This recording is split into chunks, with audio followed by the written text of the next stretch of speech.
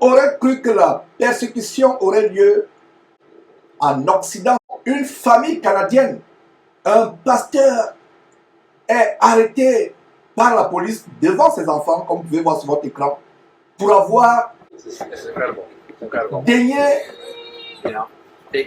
faire une église de maison. Et donc voilà ce monsieur, vous voyez comment il est, la police l'a interpellé, tout simplement parce qu'il tient les églises des maisons. Et voilà quelqu'un de humble, visiblement, une merveilleuse famille, visiblement pieux, rien à voir avec les églises babyloniennes que vous avez à travers le monde. Voilà un homme assez décent. La police fait éruption chez lui pour l'arrêter. Quel est le motif de l'arrestation? Tout simplement parce que il tient des réunions d'église de maison dans le privé de sa maison, mes frères et sœurs. Ça ne se passe pas au Nigeria, ça ne se passe pas en Afghanistan, ça ne se passe pas au Pakistan, ça se passe au Canada, en Amérique du Nord. Et voilà, ils sont en train d'argumenter, la police est en train d'argumenter, et il y a cette chaîne de télévision séculière, pourtant séculière, qui filme cette arrestation. Et ça me fait mal, mes frères et sœurs, tout simplement parce que ils auraient soi-disant violé les règles afférentes à cette peste chinoise, la peste du dragon. Ils auraient violé les règles dans leur maison. Ils se réunissent dans leur maison et les voilà, ils sont arrêtés devant sa femme. Et le voilà, mes frères et sœurs, qui est persécuté. La persécution a commencé. Comme je le disais, nous avons commencé à vivre la persécution et nous allons la vivre de plus en plus. Incroyable. Il fallait que je commence par cela. Donc, nous avons des frères et sœurs en Christ au Canada qui se réunissent dans les maisons. Frères et sœurs, si vous ne le saviez pas, vous qui êtes au Canada, voilà ce qui est devenu le Canada. Voilà ce qui est devenu votre pays. Il demande à la police, voilà, qu'est-ce qu'on a fait exactement, quelle loi nous avons violée. Il parle des règles communautaires afférentes à cette peste chinoise, cette peste du dragon. Pourquoi il l'appelle peste du dragon? Parce qu'elle vient de la Chine, qui a pour symbole national le dragon. Et pour vous qui suivez l'anglais, vous pouvez écouter en background les discussions avec la police. Il se fait arrêter. Ça nous fait mal, mes frères et sœurs. Soyons encouragés, frères et sœurs à travers le monde. La persécution viendra des pays qu'on soupçonnait le moins, comme le Canada. Et de plus en plus aux États-Unis, il y a eu des cas aussi comment des pasteurs, des hommes de Dieu, des frères en Christ comme celui-là, pourtant priant dans une maison, ont été persécutés. Et la police est sur le point de l'arrêter. On va l'arrêter.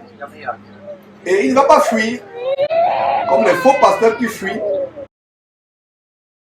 Vous voyez comment les enfants sont en train de pleurer. Ça me fend le cœur de voir comment les enfants pleurent. Devant les enfants, des fillettes assez décentes. Visiblement une très belle famille, très bonne famille. Il embrasse son épouse, il embrasse ses enfants. Il est conduit en prison. Pourquoi? Ce n'est pas un criminel. Il y a des criminels au Canada, mais on ne les arrête pas. Il y a des violeurs d'enfants. Il y a des pasteurs comme Mukendi qui passent le temps à violer les enfants, qui passent le temps à violer.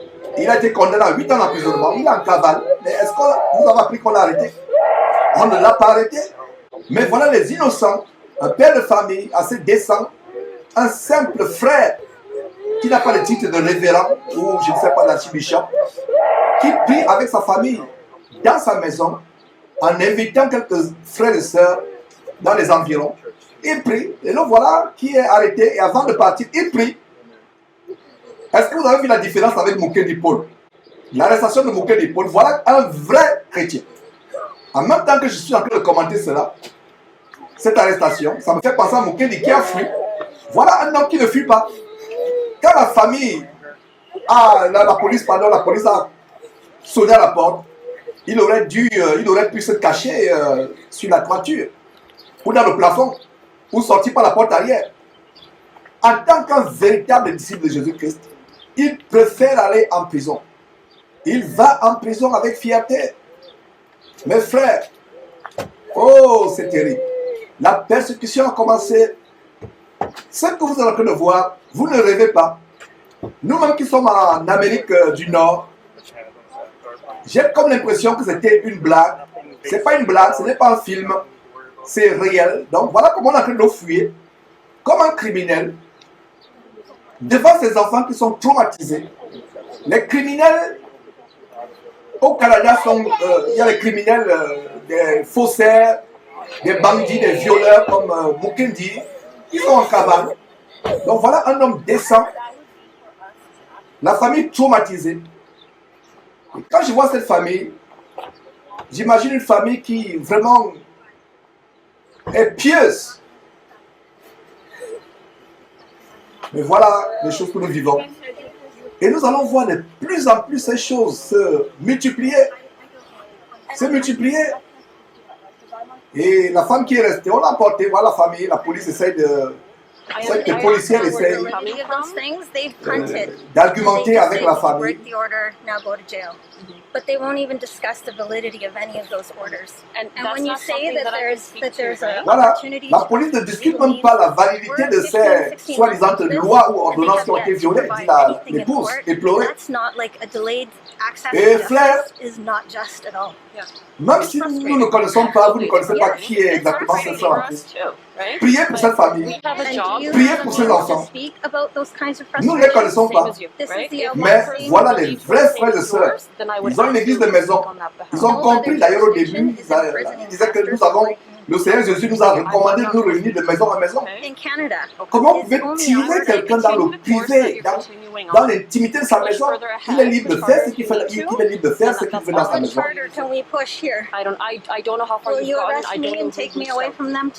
C'est terrible. Et il demande à la police, vous allez aussi me prendre, me retirer les enfants aussi, m'emmener et laisser mes enfants seuls, ou alors emporter mes enfants. Et voilà donc une journaliste, enfin je vais dire une télévision séculière qui a fait le filmer. C'est la télévision séculière qui a fait le filmer. Qu'en est-il de nous chrétiens? Les gens qui disent non, ne dénoncez pas cela, ne montez pas ces choses. Mes frères, mon cœur est brisé. Mettons ce couple en prière. On n'a pas besoin de savoir là-dedans. Prions pour eux. Et le journaliste pose la question, vous avez une émotion particulière avec cette famille, par rapport à cette famille que vous venez de traumatiser? Ils font tout simplement leur travail. Ils font leur travail. Les vrais criminels, c'est les autorités qui n'arrivent pas à mettre les vrais criminels en prison. Voilà donc un vrai homme de Dieu qui va en prison. Il n'a pas fui comme Mukendi Paul. Il n'a pas fui. Il aurait pu fuir, mais il n'a pas fui. Et voilà, il dit au revoir à ses enfants. Ça fend le cœur. Ça fend le cœur, mes frères. Voilà, il est en prison. Ses enfants pleurent. Une merveilleuse famille. Que Dieu bénisse cette famille. Que Dieu bénisse cette famille. Ça me fend le cœur, les cris de cet enfant. Que Dieu bénisse cette famille au nom de Jésus-Christ. Que Dieu bénisse cet homme. Voilà un courageux pasteur. Pas vos dimovores, les faux pasteurs de Mukendi et autres. Voilà un vrai pasteur. Voilà un vrai pasteur, mes frères. Donc, c'était une joie de monter cela. Nous continuons à être au four au moulin, mes frères. Nous allons retourner à notre enseignement du jour. C'était tout simplement vraiment pour vous montrer des choses qui se passent. Alors, je disais donc que nous, on va sur notre enseignement et tout simplement à titre d'ordre, on peut voilà, continuer avec notre enseignement. Ça me fend le cœur, ces choses, mes frères. Voilà, c'est terrible, c'est terrible. C'est vraiment dur de suivre le Seigneur Mais nous avons la victoire au nom de notre Seigneur et Sauveur Jésus-Christ. Priez pour cet homme, ce merveilleux frère. Regardez un homme humble, sa merveilleuse famille avec laquelle Dieu l'a béni. Et ses enfants m'éploraient. Et je peux tout simplement donner cette parole. Et pendant que je donne cette parole, je ne sais pas si on peut revenir du côté de la régie à cette scène. Pendant que je donne cette parole, j'ai à cœur de donner une parole d'encouragement. Parce que c'est qu'au Canada, même s'ils sont bilingues au Canada, ceux qui... il y a certains qui parlent, qui sont bilingues, qui comprennent aussi le français, même s'ils sont anglophones. Et je vais donc donner cette parole d'encouragement pour ce monsieur. Et vous qui suivez, c'est dans Matthieu chapitre 5, au commencement du grand sermon, qu'on appelle généralement le sermon sur la montagne. Voici ce que dit le Seigneur Jésus-Christ. Heureux serez-vous lorsqu'on vous outragera, lorsqu'on vous persécutera et qu'on dira faussement de vous toutes sortes de mal à cause de moi. Heureux serez-vous. Donc, il y a des auditeurs, des internautes, des téléspectateurs qui sont sur le point de pleurer, donc même si on commence à pleurer. Voilà une parole de consolation. C'est vrai, émotionnellement, ça peut fendre le cœur. Mais que dit la parole de Dieu? Heureux serez-vous lorsqu'on vous outragera, lorsqu'on vous persécutera et qu'on dira faussement de vous toutes sortes de mal à cause de moi. Heureux, il n'est pas dit malheureux, il n'est pas dit fuyez, il n'est pas dit cachez-vous. Voilà un monsieur qui, le torse bombé, va se rend à la police, se rend aux autorités.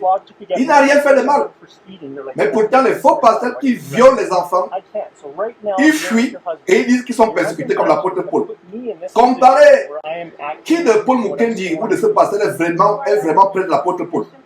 Il se rend, il n'a rien fait. Il n'a rien fait. La police, il n'a rien fait. On explique, même la femme est surprise. Lui-même est surpris. On explique qu'ils ont violé les règles, les ordonnances afférentes à la peste chinoise, la peste du dragon. Ils n'ont rien fait. Et voilà, nous sommes dans la joie. Parce que être jugé digne d'être persécuté pour le Seigneur Jésus-Christ, c'est une gloire, c'est une joie. Donc voilà ce monsieur, il a dit quoi? Par rapport à ce monsieur qui est persécuté, il est quoi dans la Bible? Je relis ce verset. Heureux serez-vous. Il n'est pas dit malheureux. Il n'est pas dit malheureux. Il a dit heureux serez-vous lorsqu'on vous outragera. C'est un outrage en plein quartier. La police débarque chez vous, plusieurs voitures de police, plusieurs policiers, armés jusqu'aux dents, comme si vous étiez un taliban ou Ben Laden, je ne sais pas qui. Ils viennent vous arrêter. Un homme inoffensif comme cela, un homme pieux, un saint homme de Dieu qui vient le traumatiser comme cela. Donc heureux serez-vous lorsqu'on vous outragera, lorsqu'on vous persécutera. C'est un outrage et c'est une persécution. Et nous sommes au Canada, la persécution a commencé au Canada, comme aux États-Unis nous sommes. Et qu'on dira faussement de vous toutes sortes de mal à cause de moi. Réjouissez-vous. Il a dit quoi? Réjouissez-vous. Ne pleurez pas.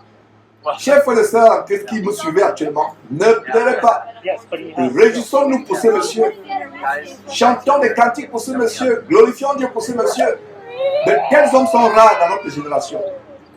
Ils sont rares qui préfèrent aller en prison. Ils ne fuient pas. Il ne fuit pas. Il préfère aller en prison devant sa famille. Il embrasse ses enfants. Il ne fuit pas. Il a l'assurance que Dieu est avec lui. Et voilà, mes frères et sœurs, je peux vous garantir que de tels hommes avec leur famille sont sur la voie du ciel. Donc terminons avec ce verset. Verset... Nous sommes au verset 11. Matthieu chapitre, j'espère que je vous ai donné le bon verset. C'est Matthieu chapitre 5, verset 11. Heureux serez-vous lorsqu'on vous outragera, lorsqu'on vous persécutera, qu'on dira faussement de vous toutes sortes de mal à cause de moi. Quel mal il a fait? C'est un outrage. Alors le verset 12 continue en disant, et c'est le Seigneur Jésus qui parle à ses disciples. Réjouissez-vous et soyez dans l'allégresse. Voilà, soyez dans l'allégresse. Parce que votre récompense sera grande dans les cieux. Car c'est ainsi qu'on a persécuté les prophètes qui ont été avant vous. Est-ce que vous avez vu la femme pleurer? Elle n'a pas pleuré. Est-ce que vous avez vu ce monsieur pleurer? Non. La femme est sereine. Ce sont les enfants, parce que c'est normal, ils sont tout petits, qui se mettent à pleurer. Leur papa est emporté par la police. Les enfants sont en train de vivre certainement ce qu'ils pensaient être, ce qu'ils voyaient peut-être dans la télévision. Que ça arrive à leur père, un homme pieux, qui n'a rien fait de mal. Le seul mal, c'est se réunir à sa maison, prier avec les frères et sœurs.